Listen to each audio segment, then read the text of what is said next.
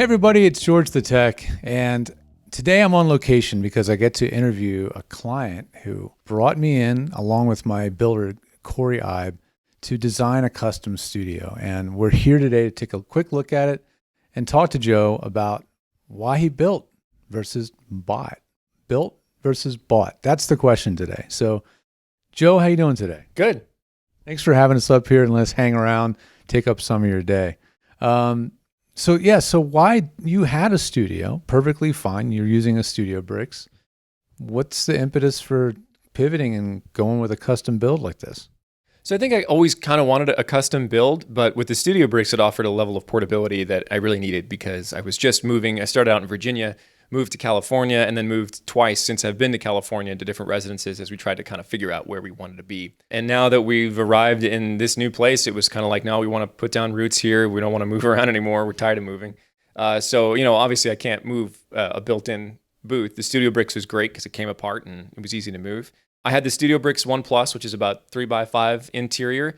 It worked for me very well for, I think, about 4 years. And, I just wanted something that was a little bit more comfortable on the inside with an independent ventilation system.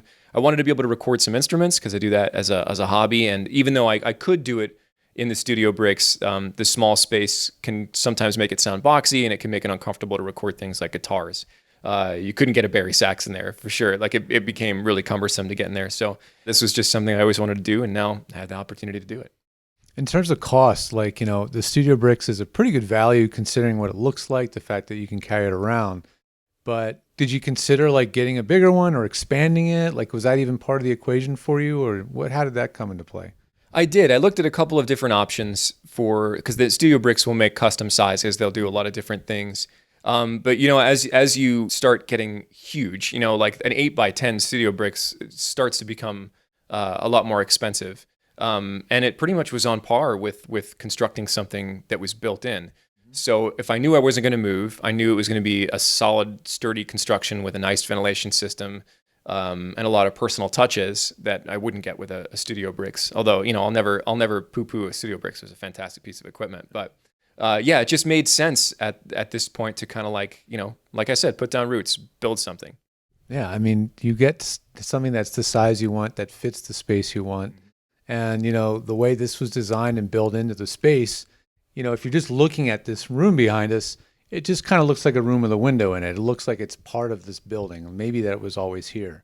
But in actuality, it's actually completely detached from the rest of the space, right? Yeah, it's really cool. It really it makes the room feel a lot more cohesive. This is a great space to hang out. And I know I spent a lot of my time in here. I work 80% from home, So recording voiceover is your primary thing. That's the way you pay the bills, and it works really well for that. But you've been dabbling with recording some instruments in here.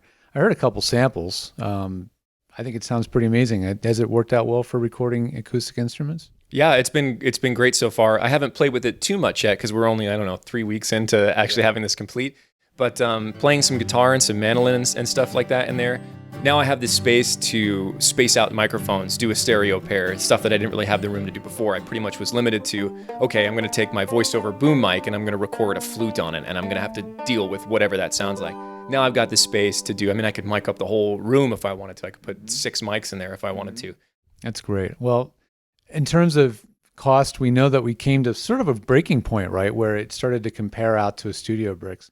Time-wise, normally we think construction, maybe that's a drawn-out process. You seem to have a pretty good idea what you wanted. You found us at a good time. How long did it take really from start to finish to get this thing all done the way you see it now? Yeah, I had to look back at some of my texts and emails to try to figure out wait, did I really start this project on March 30th? And it's May 8th right now, and the boot's been done for 3 weeks. When did we finish? Did we finish on the 20th? I think we finished on something the 19th or 20th. Corey's nodding his head. Corey's shooting right now. He's also a videographer, but he's nodding about April 20th. Yeah. Yeah. So I think we finished a booth in under 3 weeks. I don't know if I was just a crazy. You thought you were a tyrant. I have to admit. Maybe I was insane, but it was kind of. I had the room designed out. I think I presented you with a scale drawing.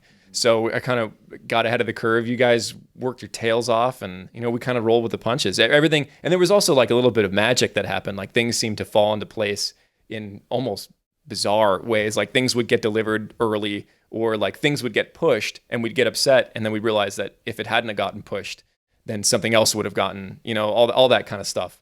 So yeah, there's little mystical things going on. I mean, if you're going to do a studio like this, yeah, it can go quickly. In fact, I tell people all of the time is in the planning, right? It's in the crewing up. It's finding the contractor. It's designing it. It's figuring it out. Once the first sledge hits the drywall, if all that's been done right, it goes pretty fast. Mm-hmm. I mean, and we used off-the-shelf stuff. Like, yes, the glass is custom cut. The door is a custom hung door. But these are all things that can be purchased at Home Depot or Glazier, so we didn't go crazy with customization. But in the end, it has a nice custom look. So I think it worked out great. that it did. Well, it's been fun talking to you, Joe, and congratulations. The place is amazing. It's really a cool place to hang out and be.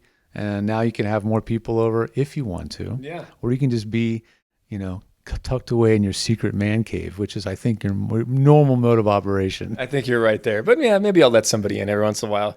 So yeah, thank you. You guys were fantastic. This has been a dream situation, a dream project. And now I get to work here for the rest of my career. It's awesome. Thank you guys so much. Congratulations, Joe. Thanks, everybody.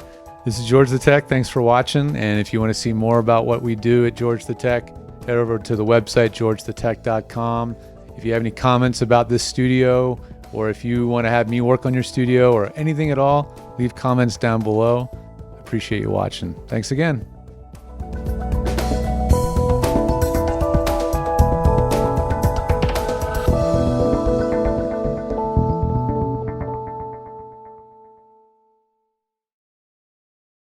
From Virginia to California, and then between a couple different residences in California. So having that portability was awesome. I could break it down like Legos. And This was a good rehearsal. Now I'm going to put on a shirt so I'm not just standing here advertising Roswell microphones. That's great. How's that? You want me to stop the camera?